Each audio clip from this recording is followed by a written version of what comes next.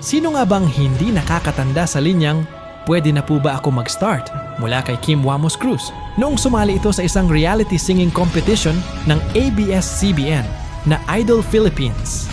Sa official Facebook post ni Wamos Cruz, kita sa kanyang vlog na nagpatulong siya sa kanyang mga kaibigan upang madisenyuhan ang kanyang kwarto para sa plano nitong tanungin si Antoinette Gale upang maging girlfriend niya.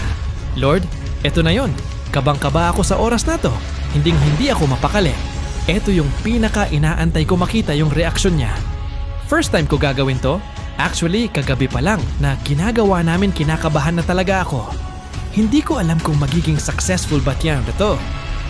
Ayan, sobrang saya dahil hindi niya daw in-expect na itong mangyayari. Aniya sa kanyang vlog. Mga pulang lobo, rosas, at mga picture nila ang bida sa loob ng kwarto. Sa video makikitang masaya si Antoinette Gale dahil si Wamos lang ang gumawa ng ganito sa kanya.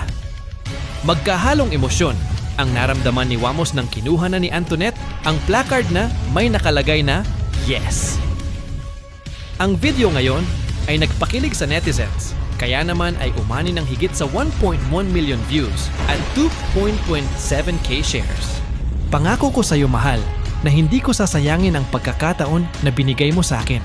Pangako ni Wamos. Pangako ko din, sabay natin kakamitin ang mga pangarap natin at magtutulungan sa hirap o ginhawa na dumating sa atin. Sagot ni Gale.